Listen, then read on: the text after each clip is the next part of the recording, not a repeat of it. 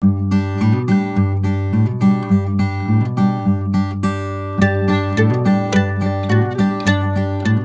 a famous author once very nearly said, the death of the estate car has been greatly exaggerated. It's true that more and more people are choosing MPVs or SUVs, but the estate car remains as popular a choice now as it's ever been. And it's easy to see why. They don't take up much more room on the road than the hatchback they're based on, so they're every bit as economical and as easy to manoeuvre. They take an awful lot more stuff. Now, with a son in tow, that's just the kind of car that Deniz is looking for. So we've come here to Hampton to show her three of the very latest models. The sort of car I'm looking for has to have a big boot to keep all my son's stuff in there and also my work stuff. I'm a personal trainer, so I would like to keep my sports equipment in the back of the car, going from client to client, and also I'd like the car to be quite nippy in traffic and good for long journeys. The first car for Deniz to try is the Ford Focus. In terms of design, it's the oldest of the three cars, but it's very much the benchmark in this class. Great to drive, comfortable and spacious. This particular model will really appeal to people who are very cost conscious though. Not only does this car come in the most basic trim that Ford does, that's Edge, the engine in this car averages an almost amazing 83 miles per gallon. And with CO2 emissions of just 88 grams per kilometre, that means zero road tax throughout the car's life.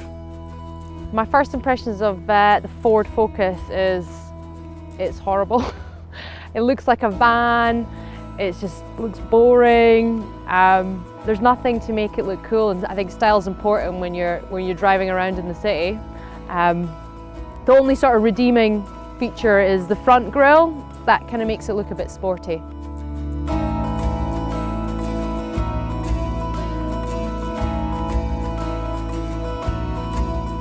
So inside is less offensive than the outside. The dash is quite funky. It's still a bit plain, but obviously this is like a basic level car, so I can imagine that if I was to purchase one of these, I would probably go for a satellite navigation system as well. When I had a look at the back, the ISOFIX anchors are buried into the seat, so you'd have to like root around before you actually found them. So it's not as easy to use. Also, the seat has a mesh layer, and when you've got children at the back, the seats, I can imagine it would get quite dirty as well. So the boot is really big. However, it doesn't have any storage underneath. If you do need more space, you can move the back seats. In order to do that, you have to remove the base and then bring the back seat forward, so it is a bit fiddly, and so I wouldn't recommend it because you have to go through to the back seat to do it. It's not something that can be done through the boot.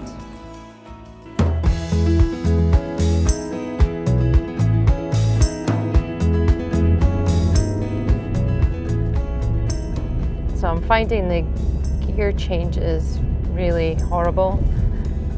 It feels like the pedals are stuck to the floor. The dials, there's like a million numbers on the dials. When you accelerate, it just takes an age to respond. It does feel like you're driving a van. It seems like if I'm going to be using this driving around town, it seems like a lot of hard work. So it's less of an experience, it's more of a trauma. I really want to thrash this car.